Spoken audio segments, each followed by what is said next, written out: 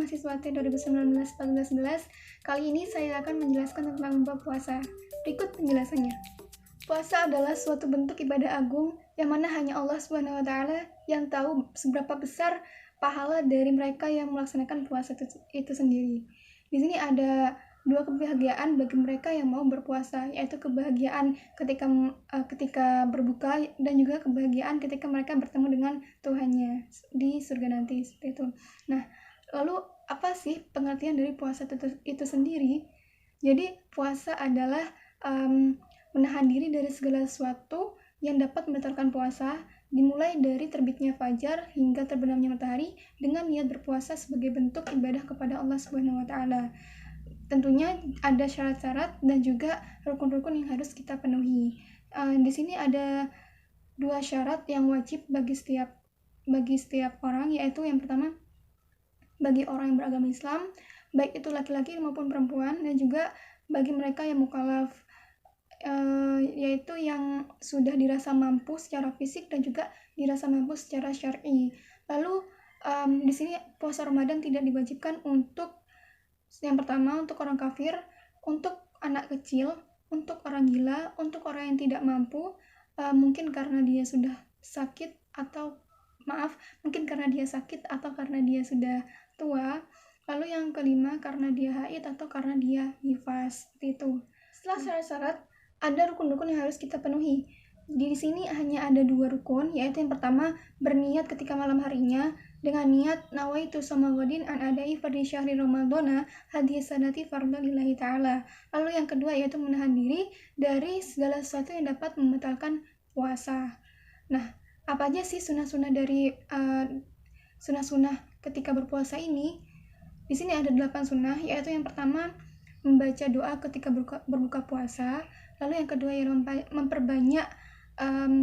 memperbanyak membaca Al-Quran. Lalu yang selanjutnya di sini ada makan sahur, yaitu dimulai dari malam hari sampai terbitnya fajar.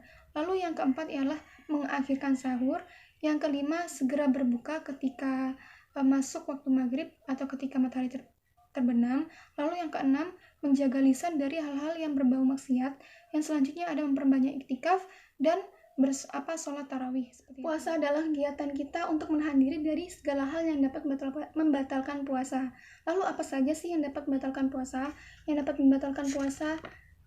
membatalkan puasa di sini ada 4 hal, yaitu yang pertama masukkan segala sesuatu dari lubang, baik itu lubang tenggorokan ataupun lubang telinga atau lubang hidung dan lubang-lubang yang lainnya, yang mana lubang ini dapat tembus ke dalam rongga badan sendiri. Lalu yang kedua ialah memuntahkan segala sesuatu dari perut. Itu tentunya dilakukan dengan sengaja. Dan selanjutnya ada mengeluarkan mani, dan yang terakhir itu bersetubuh, seperti itu. Nah, selanjutnya di sini ada sunnah-sunnah. Mohon maaf, ada macam-macam dari puasa itu sendiri. Yang pertama ada puasa wajib, puasa yang diwajibkan. Yang kedua ada puasa yang diharamkan, ada puasa yang dimakruhkan, dan juga ada puasa yang disunahkan. Diawali dari puasa yang diwajibkan terlebih dahulu. Jadi puasa yang diwajibkan itu ada 4. Yang pertama ialah puasa Ramadan, yang kedua ialah puasa qadha atau puasa mengganti, yang ketiga ialah puasa kafarat, yang keempat ialah puasa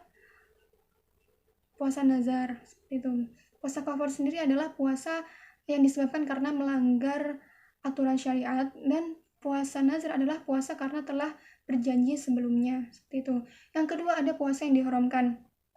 Kapan saja? Yaitu pada hari raya Idul Fitri, pada 2 hari raya, yaitu pada hari raya Idul Fitri dan juga Idul Adha. Yang kedua adalah pada hari Tasyrik atau hari kedua, 3 dan 4 setelah Idul Adha, yaitu pada tanggal 11, 12 dan juga 13 Zulhijjah. Lalu yang ketiga ada puasa ketika haid dan nifas, itu tentunya dilarang. Selanjutnya ada puasa tanpa sebab. Puasa tanpa sebab ketika hari Syak atau hari yang diragukan, yaitu pada tanggal 30 Sya'ban. Lalu yang selanjutnya ialah puasa separuh kedua dari bulan Sya'ban. Jadi kan dari bulan Sya'ban itu dibagi menjadi 2, yaitu pada 1 sampai 15 itu masih dibolehkan berpuasa, dan tanggal 16 sampai 30 itu ada yang mengatakan diharamkan, ada yang mengatakan dimakruhkan. Diharamkan apabila dia tidak memiliki alasan tertentu untuk melakukan puasa, seperti itu. Kecuali dia telah rutin melakukan puasa, seperti melakukan puasa Senin Kemis dari awal hingga akhir, maka puasanya tidak apa-apa. Selanjutnya ada puasa-puasa yang dimakruhkan. Apa saja? Yaitu yang pertama, puasa pada hari Jumat saja, puasa pada hari Sabtu saja, dan juga puasa pada hari Ahad saja. Jadi puasanya tidak berurutan atau hanya hari-hari tertentu saja.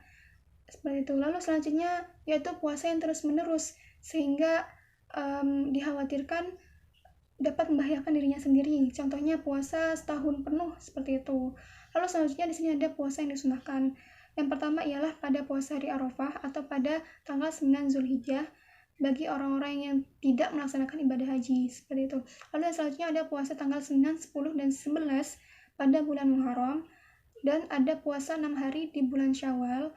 Lalu ada puasa pada Ayyamul Bid atau pada pertengahan bulan, yaitu pada tanggal 13, 14, dan juga pada tanggal 15 di setiap bulan Hijriah. Dan selanjutnya ada puasa pada Ayyam Musud atau pada tidak ada bulan, yaitu pada tanggal 8 dan pada tanggal 20 setiap bulan Hijriahnya. Lalu ada puasa 9 hari pada bulan Zulhijjah. Selanjutnya ada puasa di bulan-bulan yang dihormati, seperti puasa pada bulan Zulqa'dah, puasa pada bulan Zulhijjah, puasa pada bulan Muharram, dan puasa pada bulan Rajab. Dan selanjutnya di sini ada puasa pada bulan Sya'ban, yang dimaksud ialah yang seperti tadi 1 sampai 15 dan bukan separuh terakhir dari bulan Sya'ban. Lalu ada selanjutnya adalah puasa Senin dan Kamis, seperti itu. Itu tadi adalah sedikit penjelasan tentang bab puasa. Saya hanya mengambil inti-inti yang menurut saya perlu diketahui. Yang sedikit ini semoga bisa diambil manfaatnya. Kurang lebihnya saya mohon maaf apabila banyak salah dalam menjelaskan. Terima kasih sudah mau mendengarkan. Assalamualaikum warahmatullahi wabarakatuh.